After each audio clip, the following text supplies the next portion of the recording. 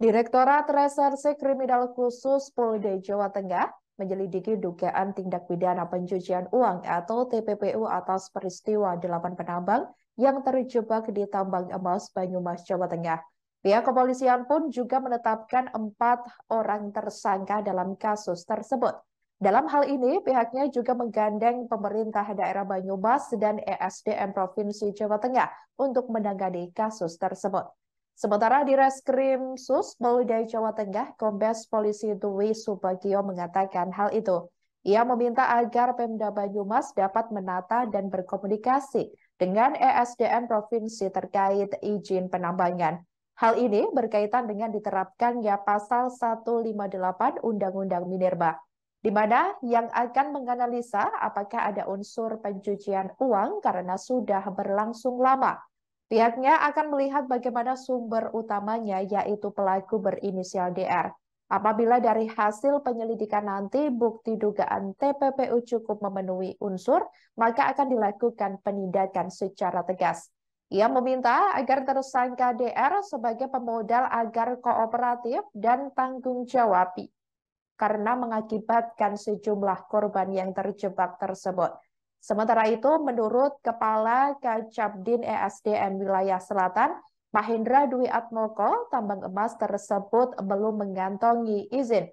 Hal itu saat dilakukan pengecekan tidak ditemukan data lokasi penambangan di Banyumas yang dimaksud. Adapun tahapan yang harus dilalui dalam izin pertambangan adalah dari Bupati, yakni bagaimana dengan tata ruangnya yang dikonsultasikan dan mengajukan ke provinsi. Kemudian provinsi akan melakukan kajian dari teknis apakah ada potensi tambang di situ dan baru akan usul ke menteri. Pihaknya juga menegaskan belum ada kajian eksplorasi lebih jauh dari pihak manapun hingga saat ini. Orang itu memang cukup rumit ya, karena dia menggali 20 meter kemudian membuat lorong, di mana lorong itu juga kalau berdasarkan keterangan mereka pada saat masuknya itu juga dia agak setengah berjongkok ya untuk melakukan penggalian lagi. Begitu juga ketika mau menggali sumur 2, selanjutnya sumur 3, dan ada hampir 4 sumur yang di TKP kedua tersebut. Ini masih terus kita lakukan pemeriksaan, masih kita lakukan pendalaman. Tentunya pada kesempatan ini juga ya terhadap tersangka ya kita jerat dengan Undang-Undang Minerba, yaitu pasal 158 subsidi 161, yaitu tentang setiap orang yang melakukan penambangan tanpa izin ya kita jerat dengan pasal tersebut, dan ini masih terus berproses. Tentunya nanti setelah yang lain tertangkap, kita juga akan menyasar barang-barang tambang tersebut dijual kemana. Ini juga nanti akan kita lakukan pengungkapan terhadap siapapun yang terkait dengan kejadian ini. Dan pada kesempatan ini juga perlu saya sampaikan kepada rekan-rekan bahwa perlu kami sampaikan sekarang seluruh kegiatan pertambangan ya sudah kita lakukan penertiban, sudah tidak ada aktivitas kembali. Dan tentu berdasarkan gambaran di TKP memang ini sangat berbahaya. Kami juga sudah berkoordinasi dengan SDM ya bagaimana kondisi ataupun denah daripada lokasi tambang tersebut.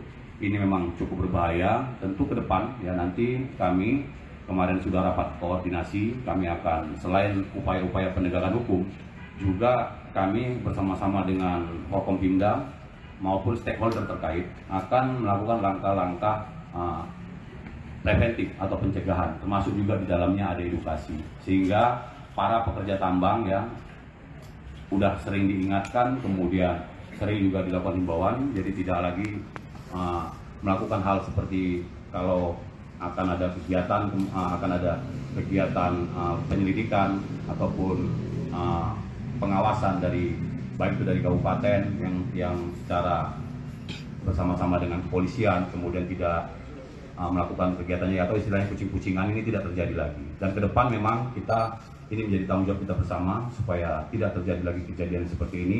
Kami akan meningkatkan pengawasan kami lagi kepada ataupun di tempat-tempat tambang yang ada di Kabupaten Banyumas sehingga kejadian yang seperti ini tidak terjadi lagi.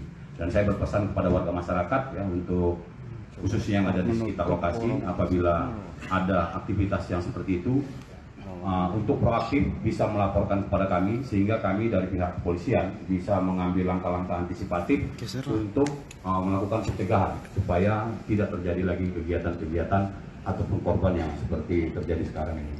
Saya kira itu yang bisa saya sampaikan kepada rekan-rekan semua, bagaimana proses terjadinya TKP tersebut sampai dengan langkah-langkah penyelidikan maupun penyidikan yang kami lakukan.